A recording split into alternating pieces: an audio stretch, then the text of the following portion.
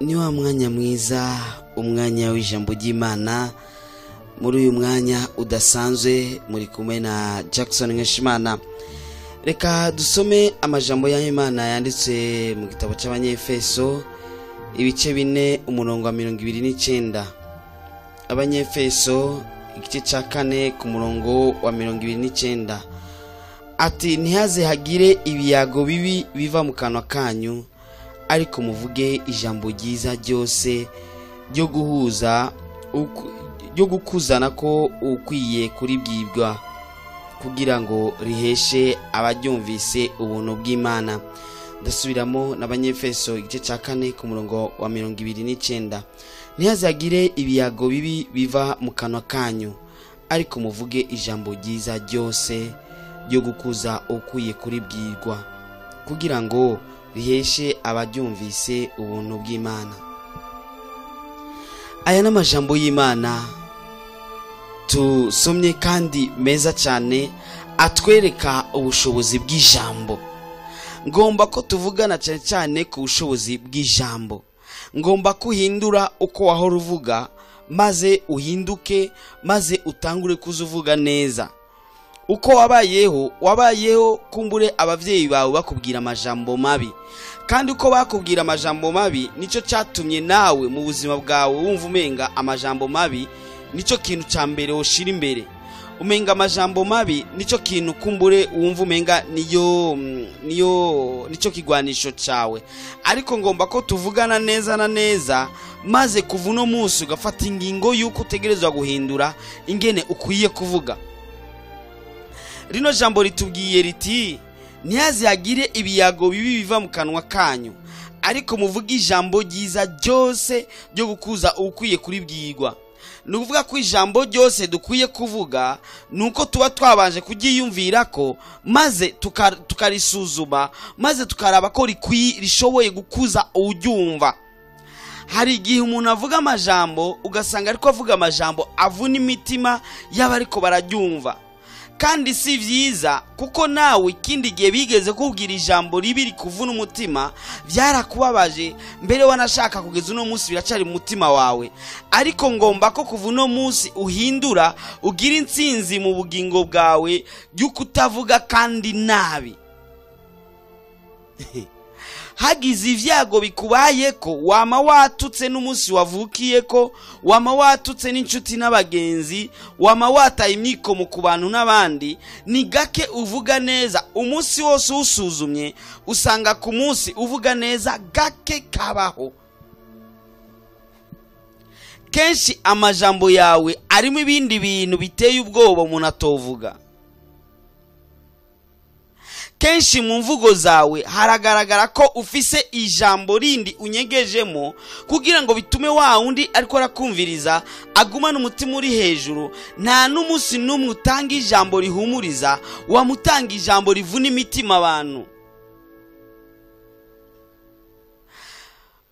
Amakuru ya Kalebo na Yosuwa murayazi. Igihe baja gutata, abandi 10 baje bazanye inkuru y'icyavutu, ariko bobo baba abantu beza, baza bazanye inkuru nziza, inkuru ivuga ukuri kw'ivyo babonye.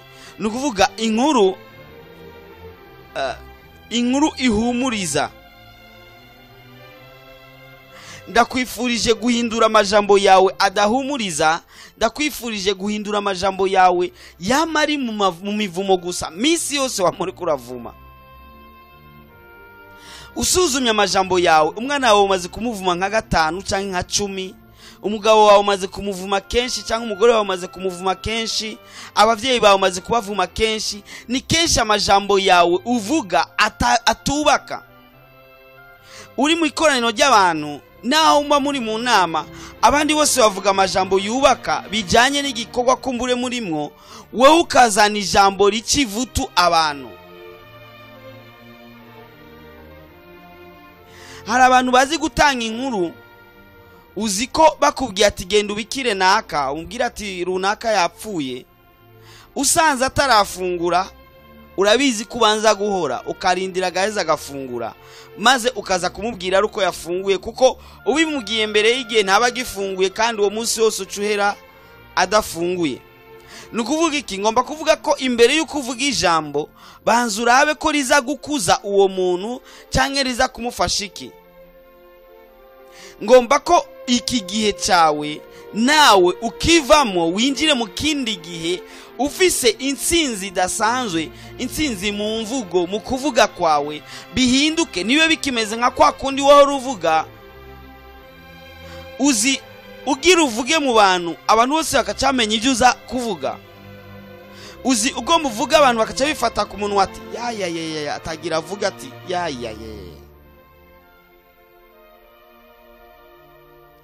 Ubushobozi bw'ijambo nibwo ngomba kuvuga. Ngomba kuvuga ko ijambo rero rihindura ibintu byinshi. Buri ijambo rirashobora guhindura ivyo kumbure n'abahinga bakomakomeye badashoboye guhindura. Uvuze ijambo, urashobora kuvuga ijambo, dufate akarero nk'umuntu w'umutegetsi akomeye cyane, arashobora kuvuga ijambo ati haguruka muje gutera inzu yo kwa naka, cyangwa haguruka muje gutera igihugu runaka. Ni ijambo gusa yakoresheje, si ivyuma yakoresheje, mugabo ni ijambo yakoresheje. Ubwo ingabo zihita zihaguruka zikagenda, kandi aho hahinduka byinshi. Nimba ari ico gihugu gifatwa, nimba ari abo muri izo ngabo bahava bapfa, kandi abo bapfuye imiryango yabo nabo urumva biba birebire kubw'ijambo rimwe. Ni nkuko kandi uwo muntu arashobora kuvuga ati ndahagaritse intambara, cyangwa umuntu akavuga ati nimufunge naka cyangwa nimurekure naka. Ni ijambo gusa riba rivuzwe, ni ijambo gusa rivugwa riti abanyagihugu bose baba ahantu kanaka nimuhaguruke muje kubakira inzu naka. Ni ijambo gusa, ni ijambo rishobora kuvuga ati bane banje ndabatumye mugende mufate ijyatongo muri gaburu, umwe wese afate igipanda jane. Ni ijambo. Ijambo rero rifise ubushobozi bwo guhindura ibintu bitari bwahinduke. Ijambo rifise ububasha bwo kwica kandi rifise ububasha bwo gukiza. Ni ijambo. Kubw'ijambo urashobora kuvuga maze umuntu akagira ivyago cyangwa akagirirwa neza. Ufise miliyoni 5 mu nzu, urashobora kuvuga ijambo ati mumpere naka miliyoni 3 muri zo 5. Ni ijambo. Urashobora kuvuga ijambo ati ni mumunyage naka ya mafaranga yiwe. Ni ijambo. Ijambo rirashoboye, ijambo rirahindura, ijambo rirahingura vyose byari bimeze nabi rikabihingura rikabigira neza. Uzi kandi ko igihe wakijijwe kubw'ijambo. Kandi uzi ko kugira ngo naka na naka babe bapfa ibintu nuko habaye ijambo. Naka yaravuze ijambo rituma naka ashavura, bica bituma kuva uwo munsi baba bansi.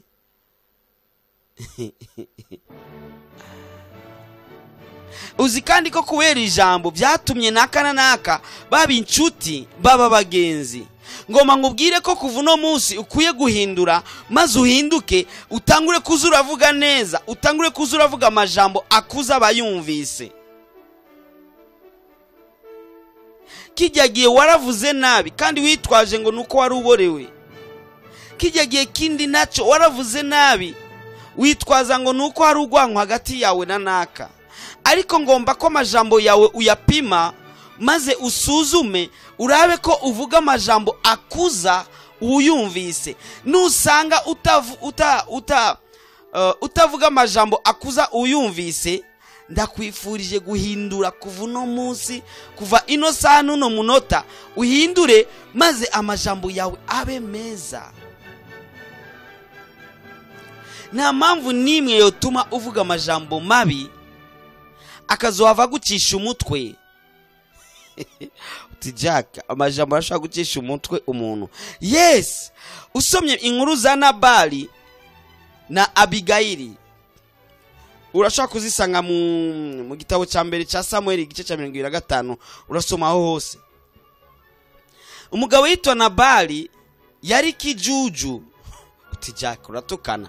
Oya sintukanye, niko Bibiliya ivuga. Mbere kukaba nkako ni nako izina ryiwe rivuga. Mu Bisirayeli batanga izina ku mwana haheze iminsi 8 avutse. Kandi muri iyo minsi 8 baba bamaze kubona ingeso y'umwana. Hari abantu bazi kuraba neza, bararaba babona akunda kurira cyane, babona akunda gutwenga cyane, babona bakamenya bati uyu mwana tumuha izina runaka. Nabali bamuhaye izina ryitwa Nabali, risigura riti ikijuju. Uko nyene niko bisigura. Kandi ubwo bujuju bw'iryo zina bamuhaye bwahavuye bumukurikirana kugezaho Imana ibimuhora arapfa. Yarafise umudamu yari mwiza w'umunyakaranga bita Abigayili, risigura ngo umunezero wa se.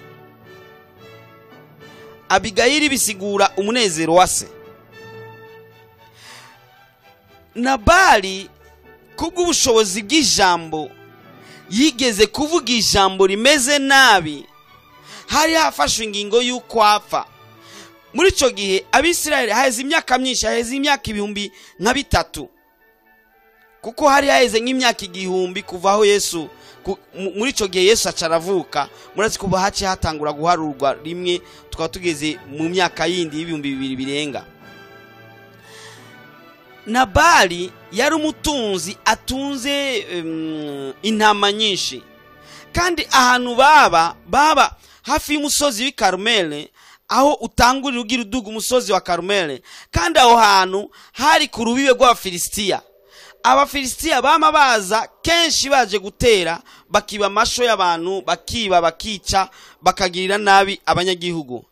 Niko Dawidi acaritunganya arondera abasirikare bagera 600 bafasha kubwo gukingira amatungo y'abantu, kubwo gukingira amatungo canke intama canke amasho y'abanyagihugu, maze akazaragwana n'Abafilisitiya mu gihe cyose bagomvye kuza gutera kugira ngo bibe. Muri ico gihe yari yumvikanye n'abanyagihugu bo muri ako karere ko nabo ico bazokora nuko bazora batanga, twovuga bimeze nk'ikori canke intererano. Okay, novuga intererano. Batanga intererano yo kufasha abasirikare biwe mu bifungurwa n'impuzu. Ivyo bintu bibiri vyonyene. Yasaba impuzu n'ibifungurwa gusa, nta mpembo yabasaba. Ariko nawe akabakorera kubakingirira ivyabo ijoro n'umurango. Kandi habaye urugamba, abasoda ba Dawidi baraja ku rugamba bagwanirira amatungo yabo banyagihugu. Murazi ko urugamba nuko ntihawura bapfa. Hariho abapfa mu rugamba kubwo gukingira amatungo yabo banyagihugu. Nabali nawe yari muri abo banyagihugu, mbere yari mu batunzi bakomeye bafise amasho menshi. Ngira nkubwire ubushobozi bw'ijambo. Ikindi gihe Dawidi atuma abasirikare biwe bashika ku 10 baze kubaza. Urasoma iyo nkuru iri muri Samueli wa mbere, igitabo ca mbere ca Samueli igice ca 25. Samueli nako Dawidi acatuma abasirikare biwe kuja kubaza kuja kwa Nabali ati ugira icyo umurungikira kugira ngo umurungikira imfungurwa kugira ngo abasirikare biwe baronke ivyo baza gufungura. Nabali wa wundi ijambo rivuga riti ikijuju, izina ryo risobanura ati kijuju, kwera cagira ubujuju budasanzwe. Acatuka umwami, atuka nabo umwami arungitse.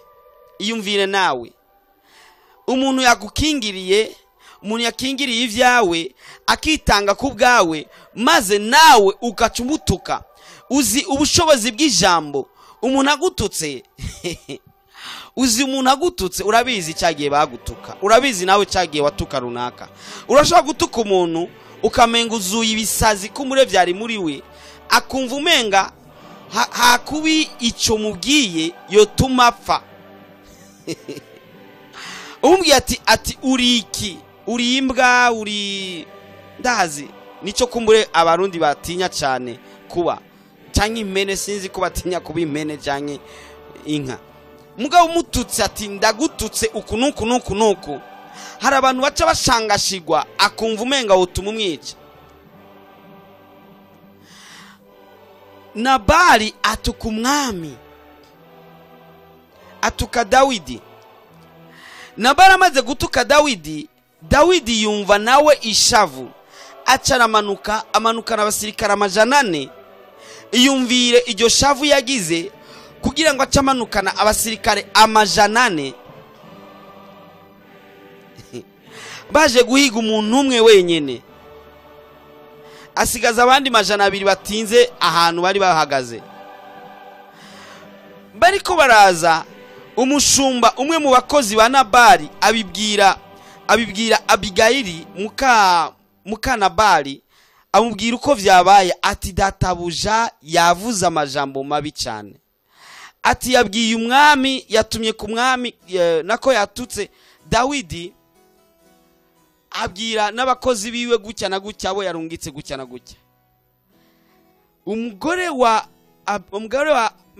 Nabali yitwa Abigayili aca yumva ko umugabo wiwe yakoze ubujuju utabaho,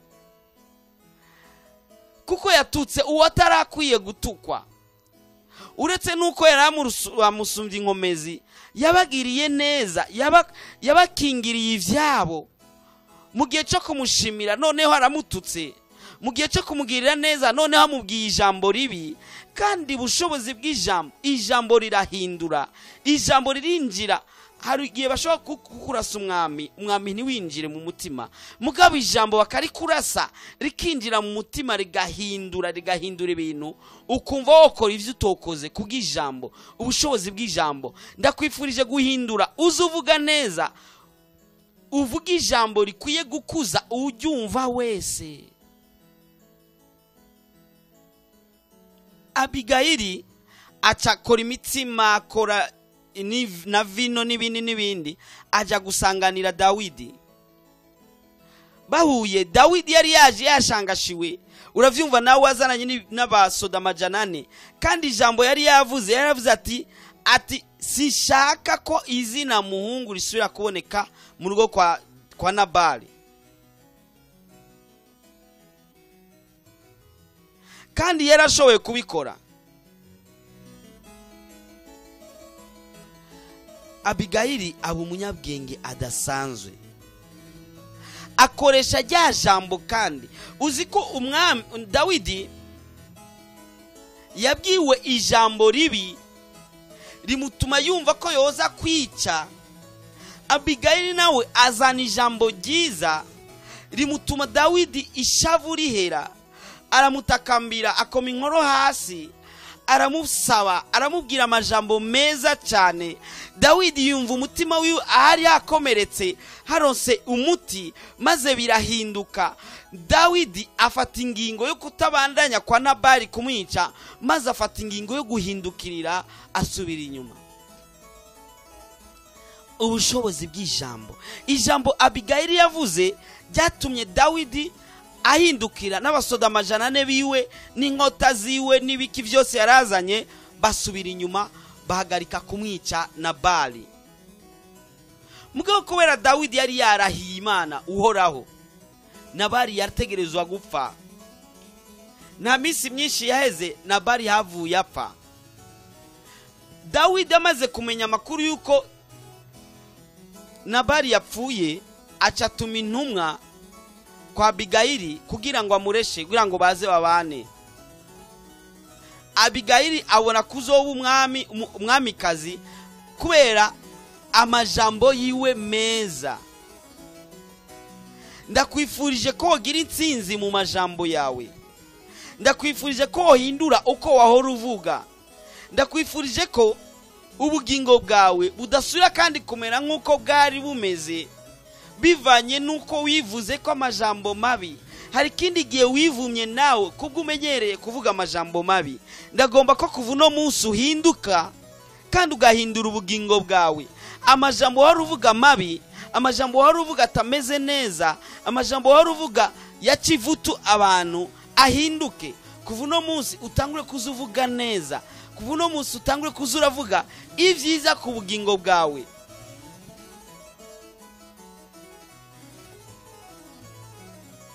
Uziko ababanyi mutakivugana cyane kandi kubera cyagiye wabavuga nabi. uzi ko inshuti n'abagenzi batakikubona neza kubera y'amajambo wigeze kuvuga wa munsi. Uribuka ko no ku kazi bigeze kukwirukana kubera watutse patron wawe. Uribuka ko no ku rusengero batakikubona neza ko watutse na pasiteri wawe. Hindura utangure kuzuvuga neza. Yes, utangure kuzuvuga neza. Amajambo yawe aba amajambo ashobora gukuza uyumva yo wese.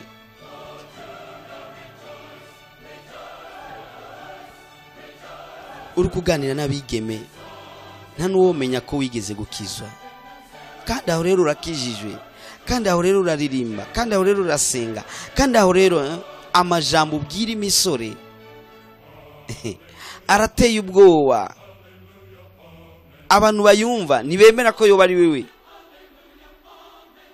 Hindura ukuvuga, hindura ukuvuga. Kandi buriya kuvuga nabi biva mu vyiyumviro vy'umuntu. Ubanze uhindure uko wiyumvira.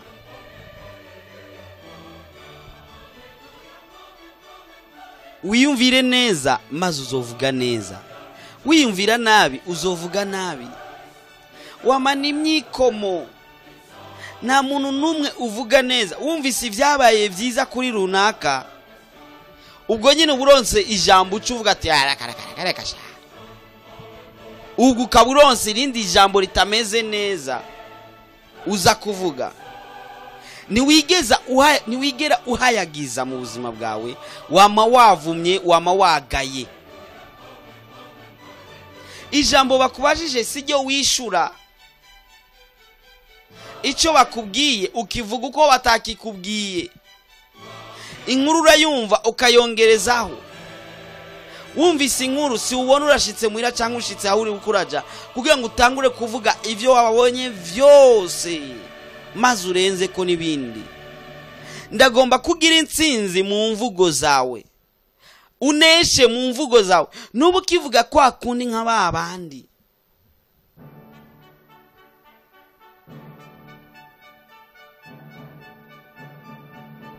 Umenye nabo ubaha. Nabali koko ijambo ry'izina ryiwe abarundi baciye umugani ngo izina ni ryo muntu. Koko izina ryahavuye riba umuntu. Uzi gutuka ukugirira neza, uzi kugirira nabi uwakugiriye neza. Nabali ntari umwe gusa, hariho ba Nabali benshi. Ba Nabali ni benshi cyane batazi kuvuga, batazi kuvuga neza, batazi kuvuga ijambo rikuza umuntu. Umuntu ashobora guhera mu gatondo 6 kugeza saa 12 zo mugoroba canke saa 5 y'ijoro atigera avuga ijambo ryiza mu kanwa kiwe. Aguma avuga ibibi gusa vyabaye. Mu mutwi wawe ufise ikintu cyitwa ngo ibuka ibibi vyawe. Nico kiri mu mutwe wawe. Wama wibuka gusa ivyo umuntu yagukoreye bibi, maze wahura nuwo bazinanye canke n'uwundi ukabatangura kuvuga ayo majambo gusa. Nico uvuga nico kiri mu mutima wawe, nico kiri mu vyiyumviro vyawe. Ariko ndakwifurije guhindura maze ugira intsinzi ku rurimi rwawe, maze ugira intsinzi mu kuvuga kwawe. Ijambo rifise ubasha bunini cyane. Umunsi umwe habaye inama ahantu kanaka. Umwigisha atangura kwigisha avuga ubushobozi bw'ijambo. Ko ijambo rishobora guhindura umuntu, rigahindura ibintu byinshi muri uwo muntu. Maze hacahaguruka umuntu acaravuga ati ivyo uvuga je sindavyemera. Ati ijambo baribwiye umuntu ati ntaco rihindura, ntaco rigira muri we. Ati ijambo none si ijambo hari ni numupanga umuntu abakavye akase umuntu canke ni muzu umuntu aba yambitse undi ati ijambo ntaco rimaze. Ubwo nyene wari ko arigisha acatuka uyo abajije ico kibazo aturi kijuju ntuzi kubaza. Aturi umuntu angana gutyo urashaka kwiyumvira nkuko aturi kijuju gose ati aramutuka n'ibindi bitutsi. Wa muntu acarashavura arashavura arakunja isura rwose aracangashigwa. Wa undi yariko arabigisha acavuga ati urambabarira, ati suko nashatse kugutuka, ataruko nagomba ko bikuba ko nawe ubonye ubushobozi bw'ijambo. Wa undi acaranezerwa ati mbabarire nanje, ati nanashavuye nanibaje ko uri kurantuka koko. Wa mwigisha asura amubwira ati urabona ko cinezerwa kuri iri jambo rigira kabiri nkubwiye. Ijambo umuntu akubwiye rirashobora kukunezereza canke rikakubabaza, kandi buriya ni ijambo umuntu akubwiye rikubako rikakwinjira mu mutima maze rigahindura ibitari bike.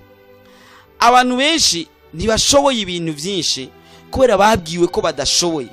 Uzi ko abavyeyi benshi babwiye abana babo ati we ntavyo woshobora. Iryo jambo riguma mu mitima yabo bituma abana nabo bakura bazi ko ataco boshobora, kandi kubaho bazi ko ataco boshobora koko bica bibabako kandi ntaco bashobora. Ariko umubwiye ati urabishoboye, arashoboye kubishobora kubw'iryo jambo gusa wamubwiye. Ijambo rirarema, ijambo rirashoboye, ijambo rirahindura, ijambo rirahingura. Ndagomba ko amajambo yawe ahinduka, kandi agahinduka bitandukanye nuko wahora uvuga kare. Ubu utangure kuzuvuga neza, uvuga ijambo rikuza uwo wese aryumvise. Turangize dusubira kuhasoma hahandi ni igitabo cy'Abanyefeso 4:29 ati ntihazagire ibiyago bibi biva mu kanwa kanyu, ariko muvuga ijambo ryiza ryose ryo gukuza ukuye kuri bwigwa, kugira ngo riheshe abaryumvise ubuntu bw'Imana. Ngira ndagusengere wewe wisuzumye usanga ntabwo wigeze uvuga neza mu bugingo bwawe. Hari abantu wabwiye nabi kandi ntabwo byabubatse. Hari kindi gihe wakoze nabi uja kubwira nabi umuntu yakugiriye neza, cyangwa ariko akugirira neza nawe cyafata umugambi wo guhagarika bya bindi ariko arakugirira. Ndagomba ko kuva no munsi ufata iyo ngingo yo guhindura no guhinduka. Nuru wa mbere avuze nabi kandi nuru wa nyuma avuze nabi, ariko wowe ugiriye ubuntu ko wahora uvuga nabi ukaba wumvisa no majambo kuri no munsi uhindure kandi uhinduke. Uhora afise ububasha bwinshi bwo guhindura kahise kawe nakubu nakazoza kawe. Abari bakuzi uvuga nabi bahindukire basange utanguye kuvuga neza amajambo meza gusa. Ivyo kuvuma abantu wabiretse, ivyo kwivuma nawe wabihagaritse. Ibintu byose bisigaye bimeze neza. Ubushobozi bw'ijambo bwamaze kwinjira muri wewe, aho ushoboye kuvuga ijambo rigahindura uryumvise, ukavuga ijambo nawe rikaguhindura. Nubu kimeze nka kwa kundi. Reka ndagusengere ora arashoboye kandi agiragire neza, kandi agira aguhindure, maze ivyo wavuze nabi byose bica bikuzanira umuvumo mu bugingo bwawe, bihinduke bimere neza. Era urudandazwa rwawe ntirukigenda neza, ntabwo uzi impamvu kumbure njya jambo wigeze kuvuga. Era ibintu vyawe ntabwo bikimeze neza, akazi kawe ntabwo kakimeze neza bivanye na rya jambo wigeze kuvuga. Uhoraho agomba kugirire neza, kandi agomba akore neza ku bugingo bwawe, kandi agomba hindure ubugingo bwawe utangure kuzuvuga neza. Reka dusenge. Kristo ugira neza bukira bugaca. Ndakweretse uno mwene data aritahuye, aratahuye neza ko amajambo yavuze niyo kumbure yatumye ivyo arimwo bibi biba. Nigeze ashikaho yategezwa gushika bivanye n'ingene yavuga nabi. Aragomvye rero kuno munsi wo mugirira neza, umuharire kuva no munsi, umuharire utamuharuriye, maze ubugingo bwiwe bugire iyindi shusho nziza, maze abari bamuzi ko avuga nabi basange asigaye avuga neza. Ndazi ko bishoboye kandi ndazi kuza kubikora. Ni mu izina ryawe gira Yesu Kristo mwami n'umucunguzi wacu, amen. Uri kumwe na Jackson Nkashimana mu uyu mwanya w'iri jambo. Kumure urafise umutwaro canke ukeneye byo tuguhanura, urashobora kudutelefona cyangwa ukatwandikira kuri 79 57 14 29 79 57 14 29 cyane ugakoresha 75 57 14 29 75 57 14 29 uhora kugirire neza.